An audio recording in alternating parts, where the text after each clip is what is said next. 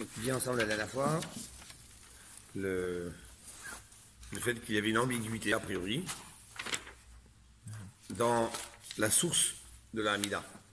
Parce que d'un côté, on a vu que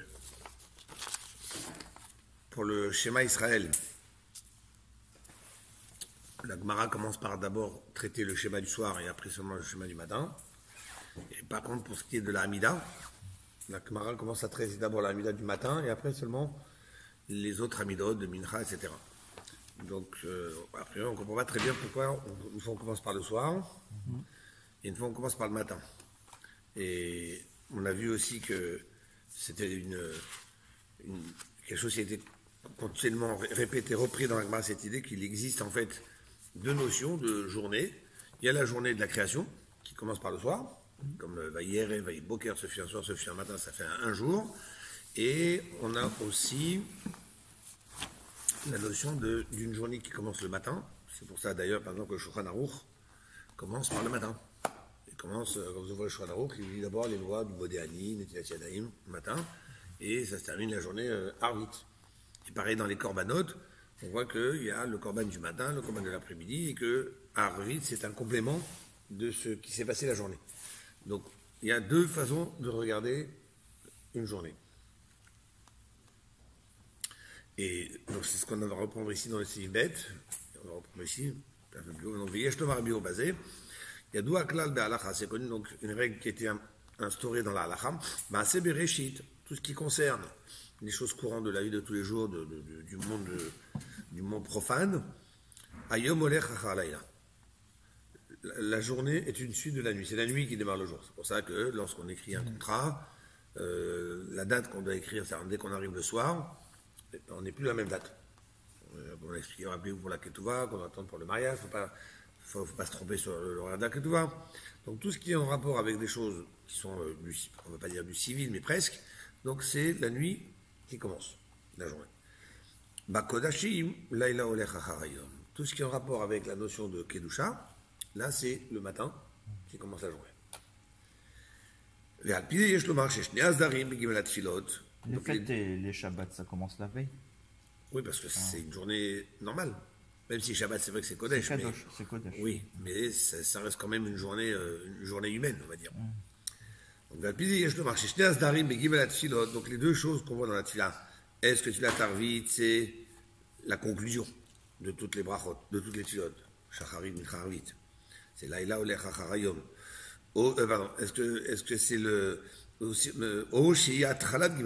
bien on se peut dire non, c'est le début des Tfilot, c'est d'abord Arvit, et on a vu d'ailleurs, par exemple, dans la Gemara, si vous vous souvenez, que si quelqu'un a oublié de faire Arvit, c'était évident qu'il devait prier 2 fois Shacharit.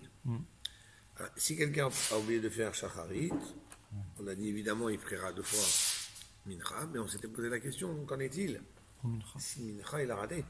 Est-ce qu'on peut faire? Parce qu'il y avait 2 façons de regarder la chose. Est-ce qu'on va dire que c'est comme les Kodashim, que le Arvit c'est une suite des Korbanot de la journée, donc une Mincha peut se rattraper à Arvit, Arvit c'est une fin de la journée, ou bien on va dire non, Arvit tu passes à une nouvelle journée, en date, c'est plus la même date. Donc peut-être que la Tfila de Mincha que tu as ratée ne peut pas se rattraper à Arvit parce que la Tfila est ratée. Donc vous voyez qu'il y avait ces 2 notions. Il y a en fait les 2 choses dans la Tfila. Il y a les 2 dimensions dans la Tfila. On va voir qu'on peut regarder la Tfila comme quelque chose qui s'apparente à un korban, à quelque chose de sacré, et qui fait que la nuit est donc une suite de la journée. La journée commence par Shacharit. Mais Seder Atfilot ou Shacharit Mitra Vervit, et qui donc fixerait que l'ordre des Tfilot, c'est en commençant d'abord par le matin. Mais Gam Geder Shel Maseh Bereshit. Mais il y a aussi dans la Tfila une notion, un sujet, un rapport avec la création du monde, que là on peut dire que le Yom il suit la nuit, donc Arvit c'est la première. Donc pour comprendre ces 2 choses, on va décortiquer un peu la notion de la Tfila. Pourquoi on prie? Dans l'essence même, dans l'idée même de devoir prier, on va trouver 2 grands sujets qui sont, encore une fois, les 2 dans la Tfila.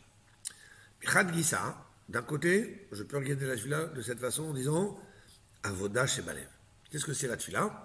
C'est ce qu'on appelle toujours dans la Torah, il dit Vavadetem, Ivdou et Hachem, servez Dieu.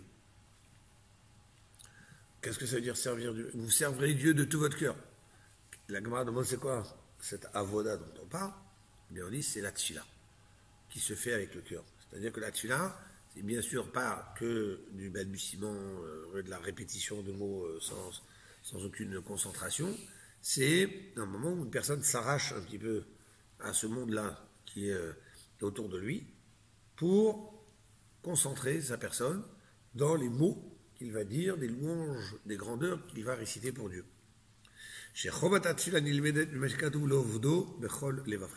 Comme c'est marqué Vayam Shama Tishmo, le deuxième paragraphe du schéma, vous connaissez, Ulovdo Bechol Levafrem, et que vous servirez Dieu de tout votre cœur.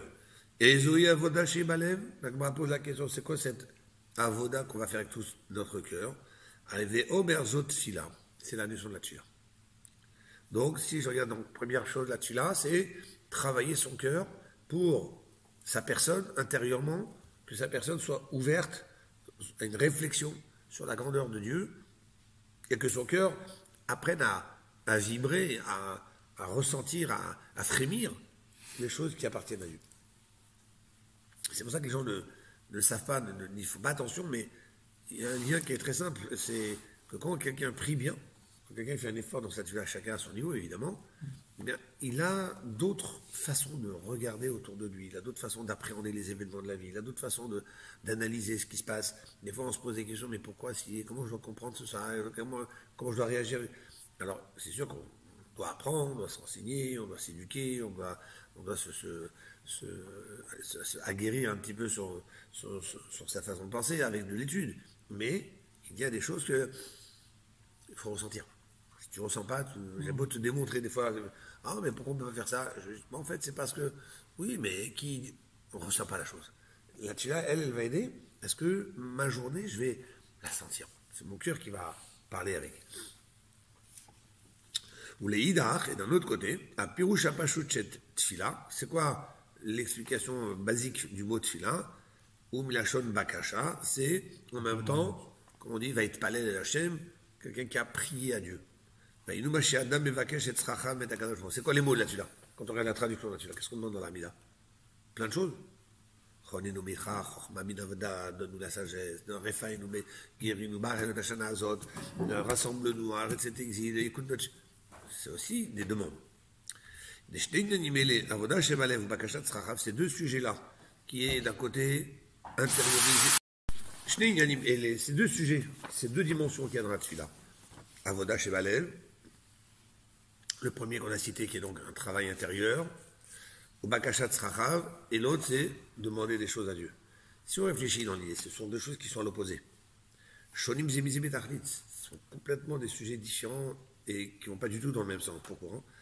Voda chez Balev Pirusha, quand on dit à quelqu'un qu'il faut qu'il fasse un travail dans son cœur, comme dit d'ailleurs le langage, Avoda chez Balev, c'est la Vod et Hachem.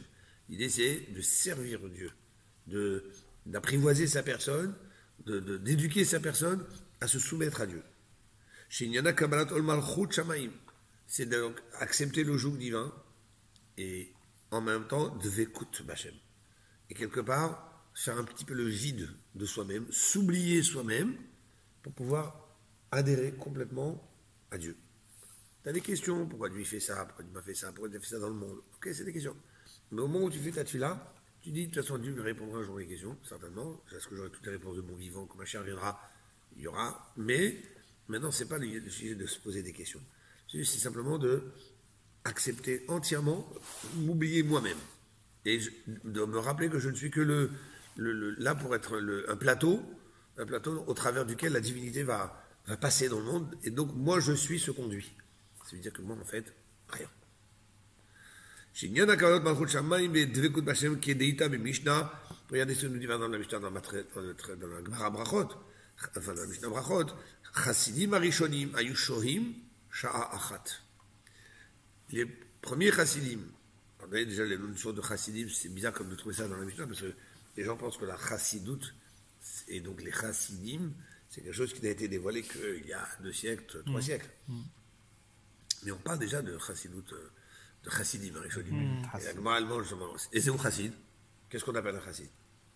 La Gemara répond, Amit chased im kodo. Quelqu'un qui fait du chesed à son créateur, qui apporte une bonté à son créateur. Et là, les commentateurs se disent, mais qui peut prétendre d'apporter quelque chose à Dieu? Je veux dire, on lui doit tout. Et même tout ce qu'on fera, ce ne sera jamais suffisant.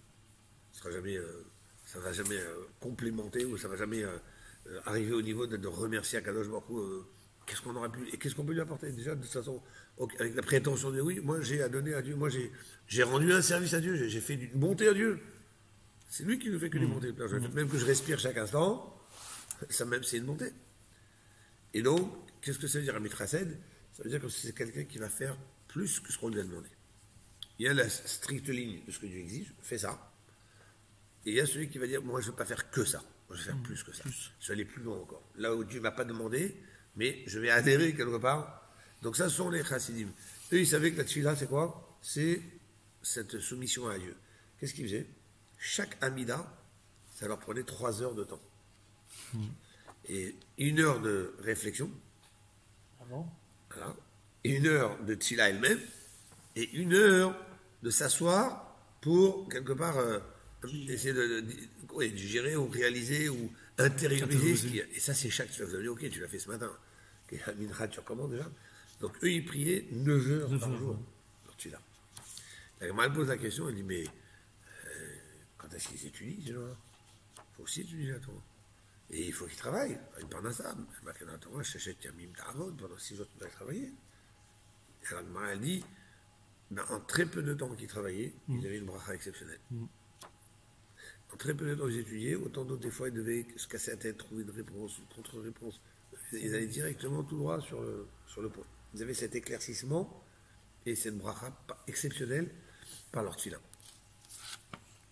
Mais bon, dans l'idée, pourquoi il y a besoin d'avoir 1 heure avant la tefila? À quoi va servir cette heure-là de préparation? Il explique que chez Kavnu l'imam la aviem sheba shamayim, de diriger leur cœur vers Dieu. C'est à quoi diriger? Mais voir Beto dans le tour, c'est-à-dire un commentateur qui tranche qui tire de la Gemara toutes les lois, c'est le précurseur du Shulchan Aruch. Shayu midbo dedim, il réfléchissait, s'isolait, donc il ne s'isolait pas notamment dans la campagne, dans la forêt, mais il s'isolait de tout ce qui était autour d'eux, ou mekavenim betfilatam, et ils se concentraient, se préparaient à leur tfila, ad shayu magiim lit pashtut agashmiut, jusqu'à qu'ils ne se sentaient plus eux-mêmes être une existence.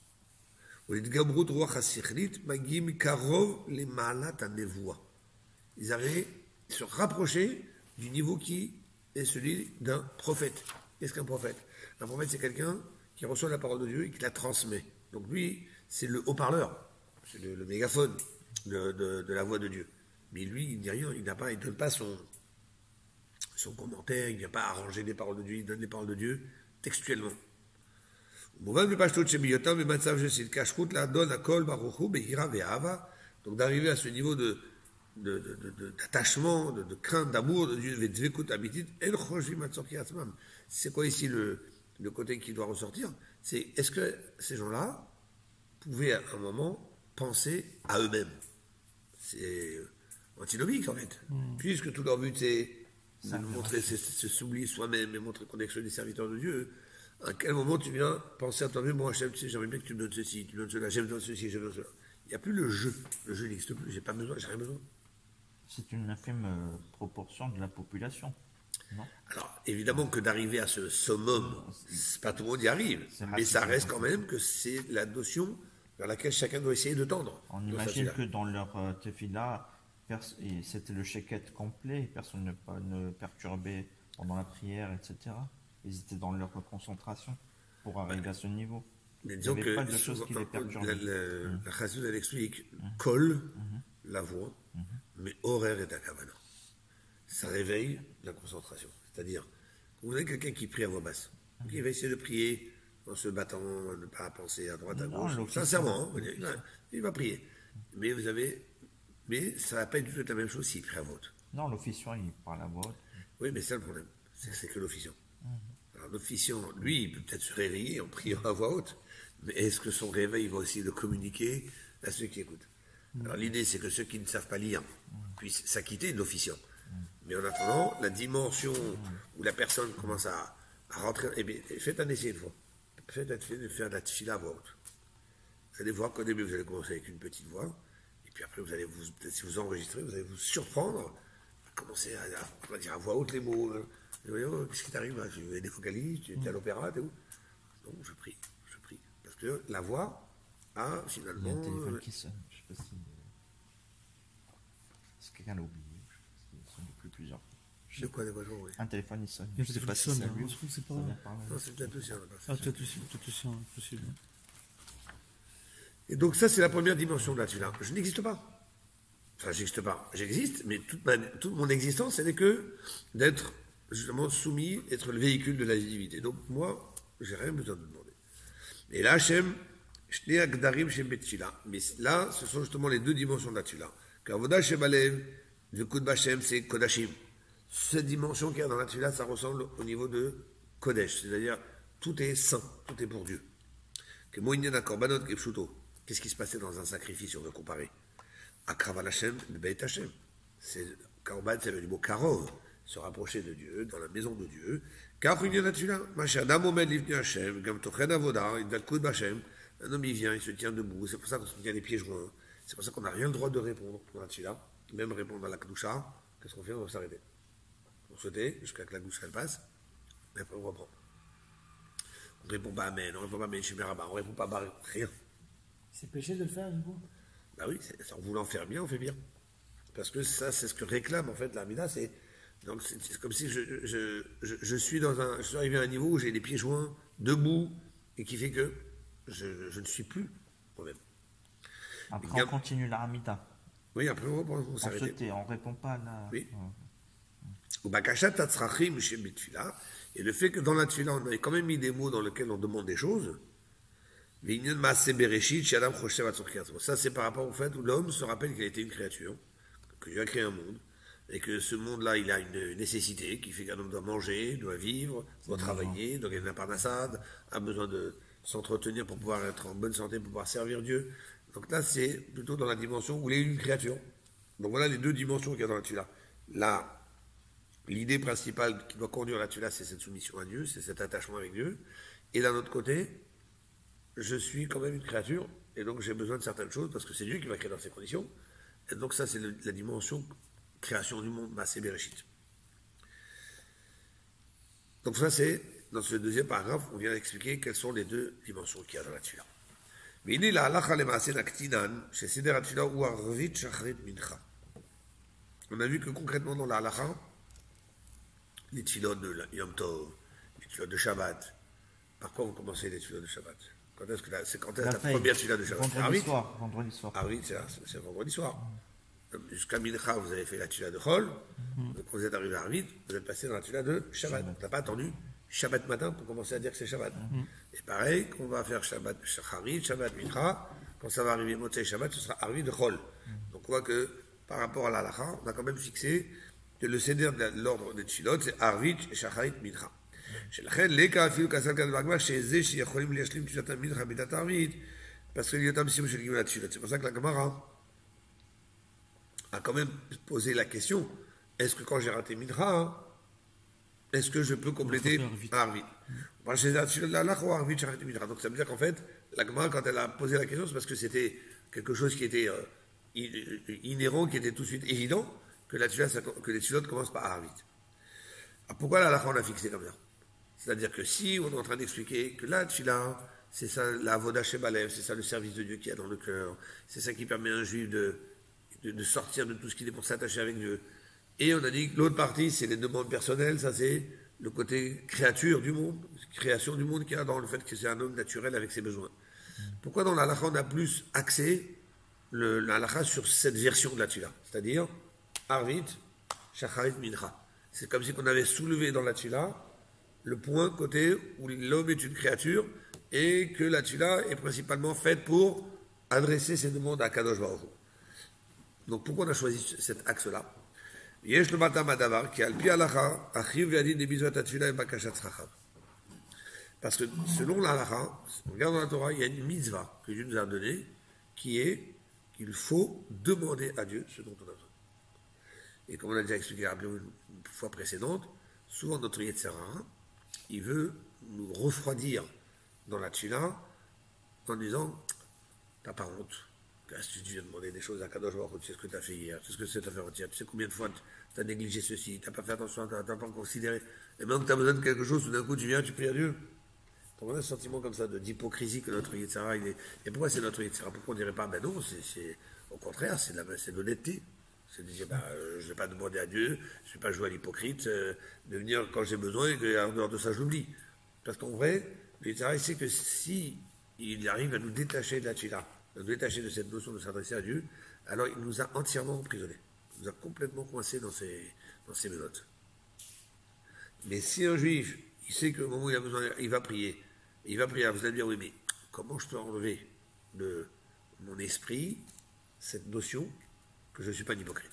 Comment je peux me convaincre? Quel est l'argument logique qui va m'aider à ce qu'au moment où je vais prier, eh bien, qu'est-ce que je vais répondre en fait à mon Yetzirah qui vient et qui me dit, tout en sachant que c'est mon Yetzirah, mais qu'est-ce que je vais répondre avec ce sentiment qui a priori est tout à fait logique, de dire, non, tu es un hypocrite, arrête. Comment je me réponds à moi-même en fait?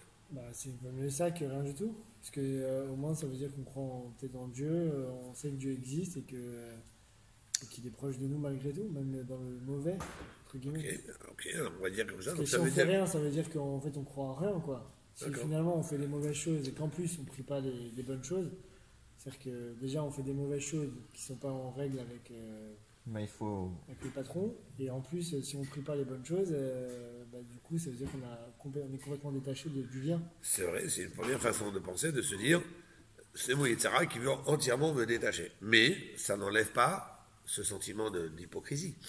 Imaginez maintenant c'est quelqu'un qui est hypocrite avec vous. Oui, vous avez une personne qui est hypocrite avec vous. Et puis quelqu'un vous dit, tu sais, cette personne-là, tu crois qu'elle est sincère, elle te fait des sourires. Hein. En fait, non. Elle n'est pas du tout sincère avec toi. Qu'est-ce que vous auriez préféré? Une franchise? Ou bien vous dites, bon, écoute, pas grave, s'il est hypocrite, après tout, c'est déjà mieux que rien. Je préfère qu'il ne rentre pas dans son hypocrisie, de temps en temps il me fait des sourires, plutôt qu'il soit franc avec moi et qu'on se fasse la tête et qu'on ne se parle jamais. Vous allez réfléchir comme ça, quoi. C'est différent. Ah, vous voulez que soit François. Ouais. C'est ça que il est en train de me dire. Voilà, sois franc avec Dieu, arrête. On dit d'ailleurs que sur les frères de Yosef, par exemple, on dit que les frères de Yosef, le yachlou d'amro le shalom, que les frères de Yosef ont commencé à avoir une animosité contre lui, et ils ne pouvaient pas lui parler en paix. Alors, Rachid dit, de leur mauvais comportement, tu apprends leur qualité. Laquelle? Où ils ne sont pas hypocrites. Bah oui. Pas Echad Bébé, Echad Belem. Et pourquoi pour Dieu, c'est pas Echad Bébé, Echad Belem? Il faut trouver une réponse. Si on ne trouve pas la réponse, cette pensée va nous revenir et elle va nous refroidir à un moment ou à un autre. C'est sûr qu'elle va me bloquer, et avec le risque qu'elle me retienne. Dieu, c'est pas un être humain. Dieu, c'est pas un être humain. C'est Hassan Hamim, Hanoun Verapom. Ouais, c'est ça, il est que bonté, donc c'est une mitzvah aussi. Il pardonne, je veux dire, il pardonne, il repardonne, il repardonne. Alors donc, peut-être qu'on devrait faire Tachanoun avant de faire la Tila. Pourquoi on fait la Tila après Tachanoun alors? C'est une mitzvah aussi. Ouais, déjà, c'est une mitzvah. Donc ça veut dire, le fait qu'Akadosh Baruch Hu déjà m'a donné cet ordre, rien que ça, c'est déjà une réponse. Et c'est pour ça que Akadosh Baruch Hu, c'est une des raisons pour laquelle Dieu a donné cet ordre. Parce qu'il sait justement à quel point le danger guette une personne de vouloir être entier, entre guillemets, et que, donc, on lui dit, écoute, sache que c'est un ordre. Ça veut dire, prenons l'exemple d'un roi qui a des serviteurs qui doivent être là chaque jour, qui ont des missions, et que le serviteur, il sait qu'il n'est pas toujours réglo avec le roi. Il sait que par derrière, des fois, il fait des choses que le roi n'aime pas, ou que le roi ne veut pas, ou bien des fois, il viendrait un matin avec un certain esprit un peu triste, d'être auto-déçu de lui-même, quand même, de toute façon, je suis pas au niveau... Moi, on me demande de servir dans le palais du roi, mais je ne mérite pas, je sais moi qui je suis, en fait, je ne suis même pas quelqu'un qui est cohérent avec ce que je fais, avec ce que je représente, parce que quand on veut servir dans le palais du roi, il faut quand même avoir une certaine cohésion avec soi-même. Tu vas pas aller dans le palais du roi, t'es comme ça, BCBG, puis dès que tu sors, tu fais les 400 coups, du coup, c'est toi qui es serviteur dans le palais du roi. Donc, quelqu'un pourrait un jour venir servir le roi avec une petite mine triste. Et le roi, il va dire, j'ai pas besoin d'avoir de visage triste en face de moi. Ok, t'as des choses à te reprocher, ok, t'es pas parfait, ok, t'es un être humain. D'accord, mais là maintenant, on est en train d'être dans un service du roi. Donc ça veut dire que c'est une mise à. C'est pas uniquement parce que si je fais pas ça, alors ça va être pire. C'est déjà une première façon de penser. Mais c'est aussi pas seulement parce que si je fais pas ça va être pire. Parce que ça même que je suis en train de faire, c'est quelque chose de grand. Ah, mais je sais que parallèlement, je suis pas rigolo. Ok, ça fait partie de ma condition d'être humain, avec mes déficiences, qui fait que j'ai. Mais c'est pour ça que c'est aussi important de se préparer moralement. Il faut étudier. D'abord, il faut étudier, ça va aider. Mais c'est surtout de se préparer avant de prier, parce que si je viens prier et dire, bon, je t'en prie, allez, donne-moi ça, je t'en prie. Alors, effectivement, mon sentiment d'hypocrisie sera valable. Mais si au moment où je viens prier, je dis, bon, je sais que je ne suis pas rigolo avec tout ce que tu me demandes. Mais en attendant, cette mitzvah-là, je vais la faire, c'est une mitzvah. Je vais la faire comme si je viens faire une mitzvah. Je ne vais pas juste. Akadosh Baruch Hu, il a dit par exemple, il y a un prophète qui a prévenu la destruction du temple. Et ce prophète, il vient dire aux Juifs qu'Akadosh Baruch Hu, il n'est pas content. Et il a exprimé son mécontentement avec beaucoup de phrases, mais une des phrases qu'il dit, qui vous a permis de piétiner les dalles de mes cours du temple. De piétiner les. Comment on aurait quoi qu'on vienne en survolant, il faut bien qu'on marche. Non. Parce que vous, quand vous rentrez, vous piétinez. On peut regarder deux façons une personne qui marche sur. D'ailleurs, il y a même c'est marqué que plus tard, la terre réclamera justice d'avoir été foulée, on lui a marché dessus, sans aucune raison valable. C'est-à-dire que si quelqu'un, un endroit où il marche, de cet endroit-là où il amène avec lui quelque chose de positif, la terre, elle accepte qu'on marche dessus.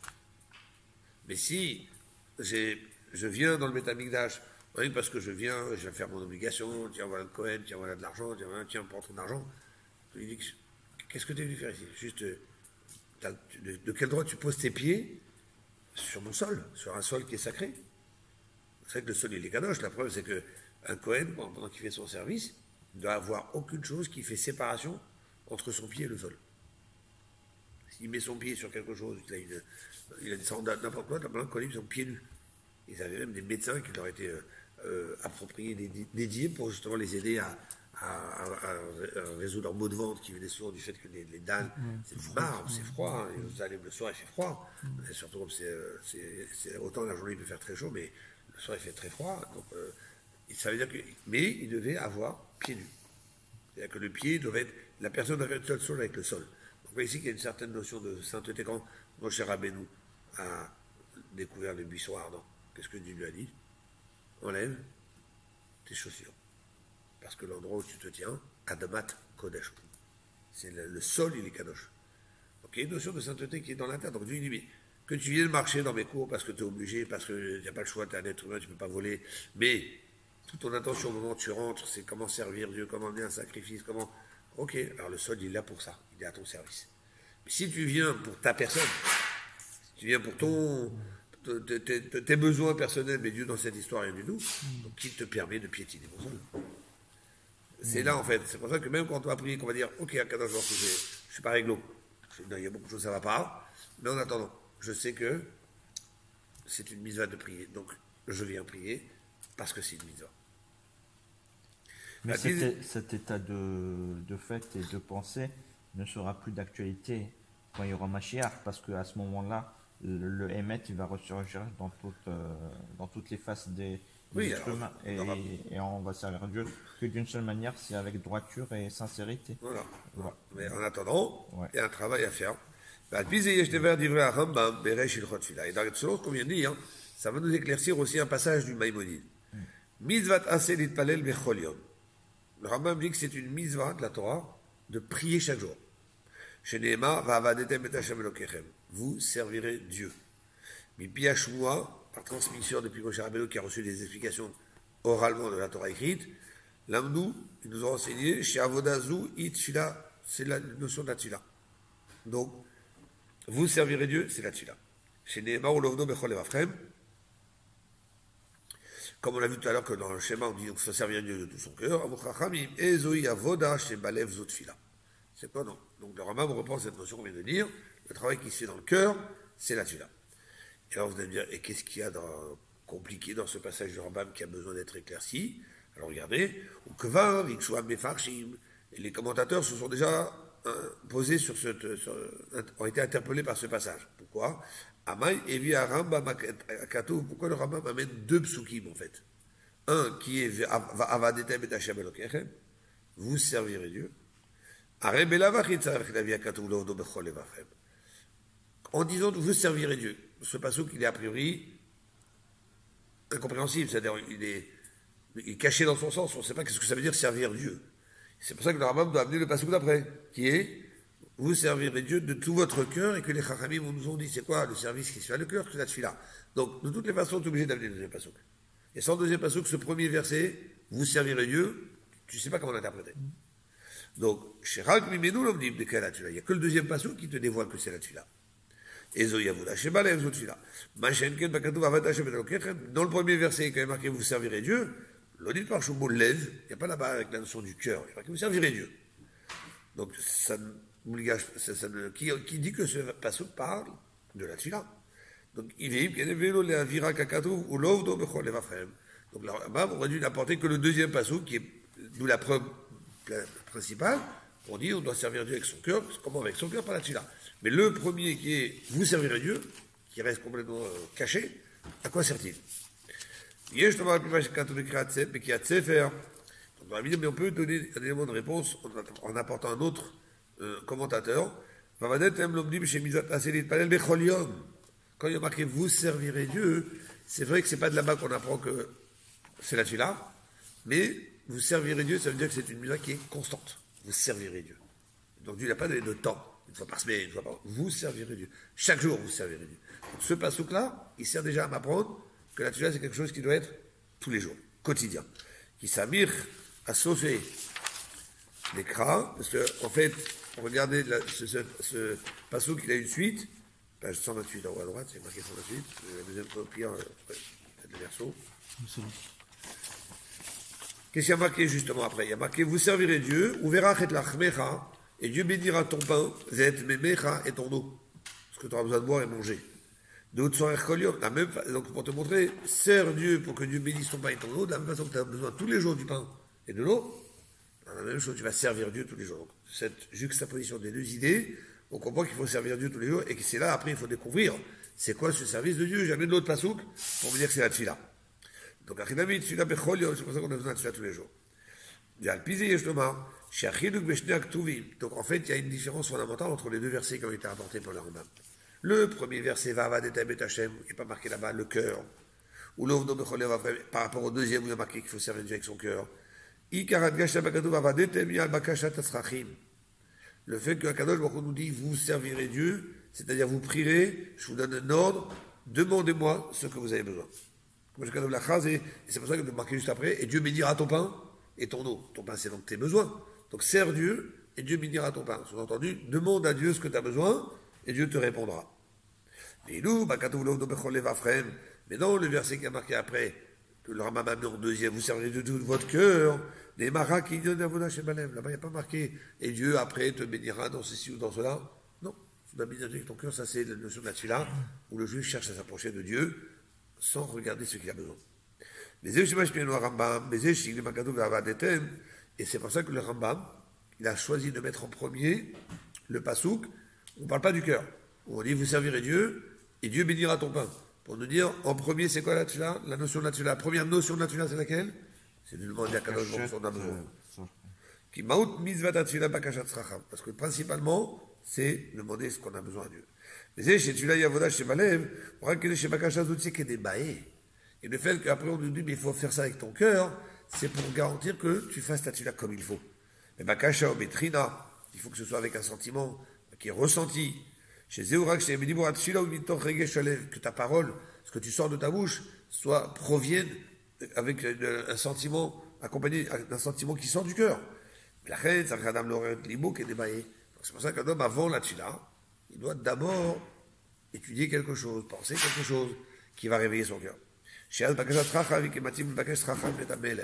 Et que là, à ce moment-là, il ressemble à une personne qui a l'opportunité de venir se présenter devant le roi, et il va demander quelque chose au roi, et on peut s'imaginer qu'au moment où il va le demander, il ne va pas le demander de façon machinale. Il va le demander avec majesté, je vous en prie, s'il vous plaît, accordez-moi ceci.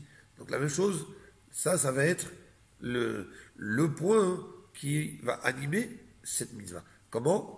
Parce que je vais d'abord me rappeler qu'au moment de la tuile, j'ai cette approche, cet attachement avec Dieu. Mais comment prendre le train en marche alors que l'officiant il va très vite et on parle pas des 9 heures des Hasidim de l'époque, mais déjà à Amida, pas tout le monde a fini, que déjà on commence la Khazara et tout ça. Mais la Khazara, elle n'est pas pour vous. La Khazara, elle est pour ceux qui ne savent pas lire. Oui, mais après, personne ne vous empêche à vous. Pour répondre Modim et tout ça. On doit répondre Modim si on est en mesure de le faire. Ah, d'accord. Mais ce n'est pas une mitzvah de vite terminer. La mida, les gens ils pensent qu'il faut que je termine ma mida parce que sinon l'officiant il va commencer la répétition et je ne vais pas pouvoir répondre à la Gdoucha. Non. Quand vous vous arrêtez dans votre tfila, que vous faites à votre rythme et que vous écoutez l'officiant, quand vous écoutez ses paroles, il vous acquitte. Il vous acquitte de la Gdoucha. Mais il faut qu'on réponde. Kadosh. Si on peut. Ah ouais. Mais si on ne peut pas, parce que j'ai voulu prendre mon temps dans ma tfila, il n'y a aucun but de vite terminer. Et toujours, les gens ils s'angoissent comme ça. Ah, vite, il va commencer. Moi, j'ai toujours le réflexe, effectivement, de devoir faire vite pour terminer avant que l'officiant ait terminé, quoi, pour pouvoir répondre. Si vous avez envie de prier doucement, vous oubliez le monde entier. Plus personne.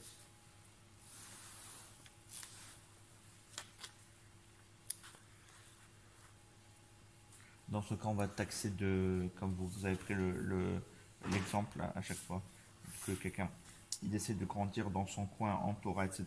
Mais vous avez dit, il faut qu'il s'ouvre aux autres et il diffuse. En Torah. Il faut diffuser. Je parle en Torah. Ah, d'accord. Pas de la tfila. Ah, d'accord. La tfila, il n'y a pas de diffusion dans la tfila. D'accord. La tfila, c'est le moment où on est, nous et un kadosh baruch. Pas pareil. Donc, alors on met de la page, donc, la première colonne, donc là, on a expliqué globalement les deux notions qu'il y a dans la tfila, comment elle est une complémentaire de l'autre, même si ce sont deux sujets différents, mais que principalement, il faut se rappeler que l'idée principale de la tfila, c'est demander. C'est peut-être pour ça que la traduction, elle a été prière. On a dit que prière, ça veut dire je vous prie, je vous en prie, c'est une demande. C'est la traduction qu'on a donnée par rapport, si vous voulez, à l'idée principale de la tfila.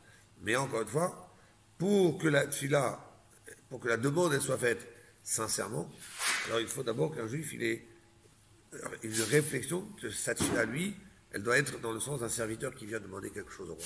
Donc si tu as dans ton cœur cette notion d'être un serviteur de Dieu, à ce moment-là, tu vas demander à Dieu des choses comme un serviteur doit demander à Dieu. Si tu n'as pas en soi travaillé cela, donc c'est comme si tu viens demander à Dieu, comme si tu étais le copain du bon Dieu, comme si tu étais le copain du roi. Moi je peux pas le faire, mais toi tu peux le faire, donc tu peux me faire quelque chose s'il te plaît.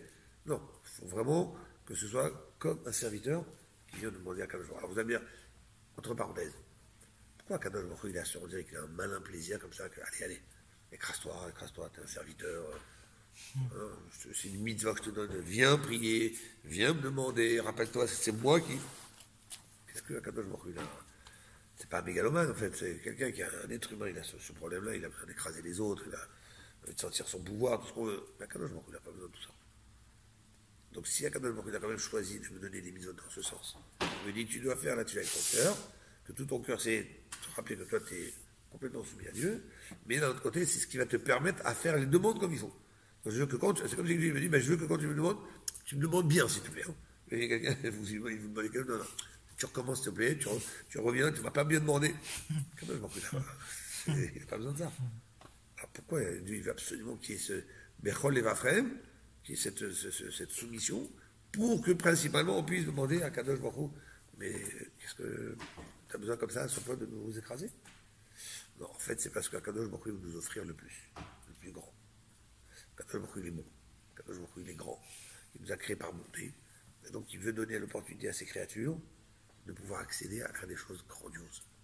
Et donc, l'être humain, il pense que la soumission à Dieu veut dire je n'existe pas, je suis un rien, je suis un zéro. La chassidoute à Dieu dit non, tu te trompes. La soumission à Kadosh Baruch Hu, elle vient de te dire enlève ton route à pied, et il peut aussi mettre le pied dans un wagon et aller plus vite. Alors il dit non, mais moi je préfère marcher tout seul. Et là, le but c'est de pouvoir adhérer à quelque chose qui te sort du petit cocon de l'humain. Un humain, malgré toutes ses qualités, ça reste un humain. Et on a vu tous les gens qui ont été des grands sages, des grands scientifiques, parfois ils ont eu des comportements parallèles avec leur grande science, avec leur grande philosophie, des comportements de débauche. Comment ils peuvent. C'est un humain. C'est un humain. Alors qu'est-ce qui peut me garantir que moi, en tant qu'humain, je vais être accroché à quelque chose de plus grand que moi? Ça, c'est uniquement parce que je vais m'attacher à Dieu. Donc Dieu, il me dit, quand je te demande de me servir, mon but, c'est pas de t'écraser. Mon but, c'est justement de rester qui tu es. C'est pour ça que tu dois demander ce que tu as besoin. Tu restes qui tu es. Mais je l'ai fait d'une façon où ce que tu vas avoir besoin va avoir un but, va avoir une finalité propre, va avoir une finalité spirituelle, va avoir une finalité divine. Et donc toute ta personne, elle va être un autre personnage. Et je ne vais pas demander juste une belle voiture parce que je vais m'éclater en mettre la vue, en plein la vue à tout le monde. Je ne vais pas demander juste une belle maison parce que moi, je vais pas avoir. Je vais avoir ça parce que j'ai besoin, parce que grâce à ça, je vais pouvoir faire encore ceci, encore cela, ce que Akadosh Baruch Hu m'a demandé encore. Mais c'est plus du tout la même personne. Je ne suis plus le même personnage.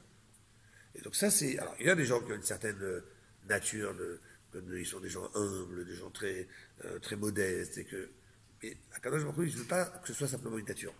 Il veut que ça vienne aussi par le travail, et en même temps, surtout, de se rappeler que cette soumission à Dieu, ce n'est pas encore une fois une disparition de soi-même, ce n'est pas un écrasement de soi-même, c'est au contraire, c'est enlever toute la carapace de l'humain qui empêche l'intérieur qui est à l'intérieur de moi-même de pouvoir aller au-delà. Comment je peux aller au-delà de moi-même si je n'ai pas quelque chose qui me dépasse auquel je m'accroche? Je reste que moi-même sinon.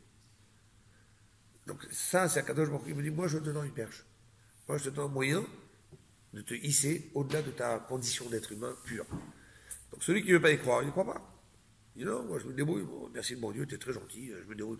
Mais à la fin de sa vie, il s'aperçoit que finalement, il est resté dans le lambda des êtres humains, avec son ego, avec sa façon de penser, avec son genre. Mais pour rester dans cette réalité des choses et de cet attachement à Dieu, il y a plusieurs outils qu'on doit maintenir en permanence, c'est-à-dire l'étude de la Torah, la Tefila, etc. Si on perd le fil, on est. Mais il faut savoir que l'étude de la Torah, justement, à la différence de la Tefila, c'est que l'étude de la Torah a plutôt tendance à nourrir un peu, entre guillemets, pas l'ego, parce que l'ego, c'est pas bien placé ici, mais a tendance à nourrir un petit peu la metsiout, c'est-à-dire le fait que l'être humain existe. La preuve que j'existe, c'est que j'apprends, je comprends, j'emmagasine du bagage, j'emmagasine des données, j'emmagasine des connaissances, et quelque part, on se sent parfois un peu au-dessus de certains autres qui n'ont pas eu cette chance de pouvoir étudier.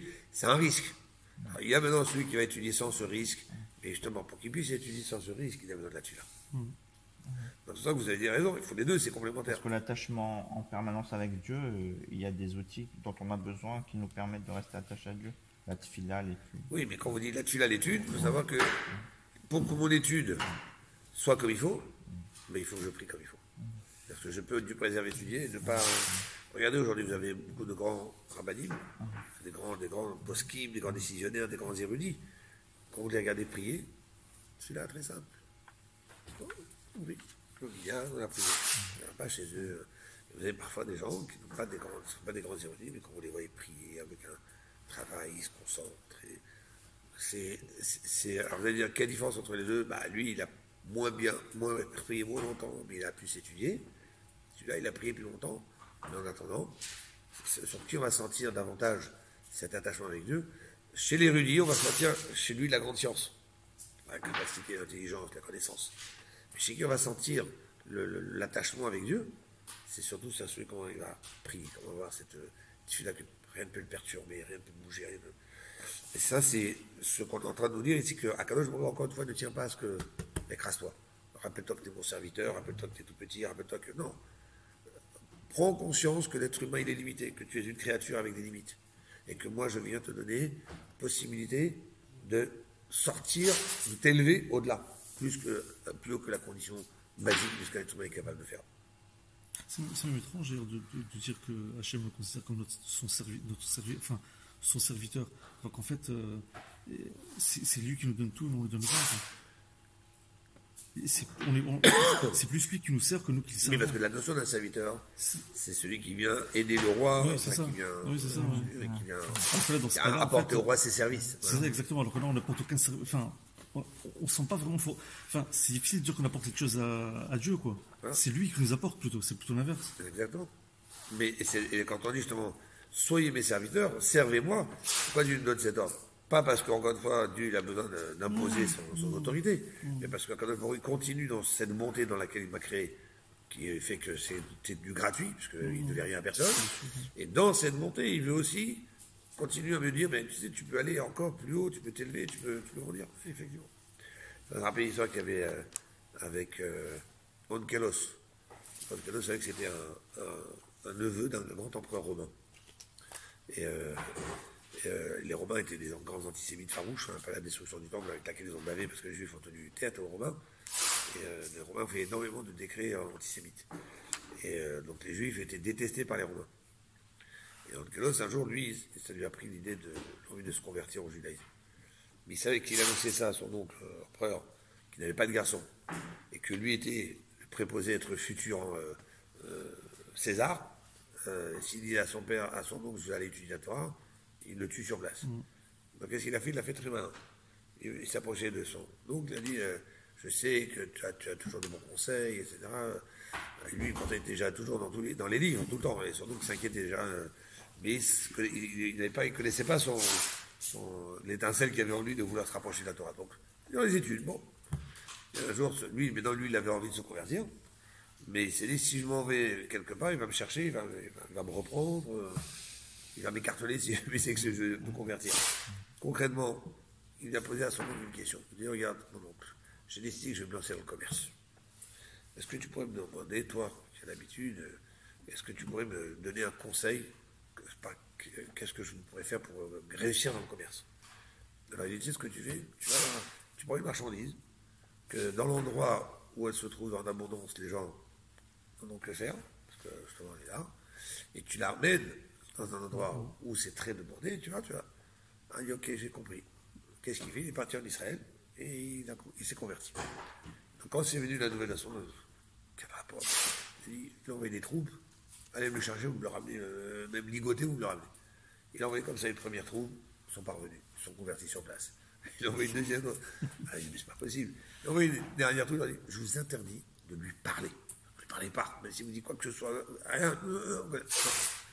Donc finalement, ils sont arrivés, et il les a accueillis, et il a dit, bon, venez vous on s'en va. Puis juste au moment où il s'en va, il embrasse la Mezouza, en fait. Et là, les soldats, c'est pas ce là. Ils sont tombés dans le panneau. Il leur a dit, vous savez, ça c'est pour nous montrer la différence entre Dieu, qui est notre roi, et un roi humain. Un roi humain, on a besoin de garde pour le surveiller, pour le protéger. Nous, dans notre religion, c'est Dieu qui nous garde, c'est Dieu qui nous protège. C'était dans l'idée de ce que vous disiez. Alors, du coup, ils ont été tellement époustouflés par la réponse, eux aussi ils se sont convertis. Alors à la fin, il a envoyé, il a dit, écoute, viens, je te promets que je te ferai rien, mais rien que tu vas m'expliquer qu'est-ce qui t'est arrivé. Il est venu, par respect à son oncle, et il lui a dit, mais je comprends pas. Tu m'as dit que tu voulais devenir un commerçant, tu m'as demandé des conseils, que tu vas pas te convertir avec cette religion juive que tout le monde déteste. Et il dit, mais tu vois, c'est ce que tu m'as dit. Tu m'as dit, je prends quelque chose que personne ne veut, et tu vas dans un endroit où ça vaut très cher, c'est moi, tu deviens très riche. Il dit, ben voilà, la Torah, personne ne le voulait, j'étais là bon. C'est ma marchandise. Bon, on va arrêter là pour ce soir. Et puis, ce sont des notions que les gens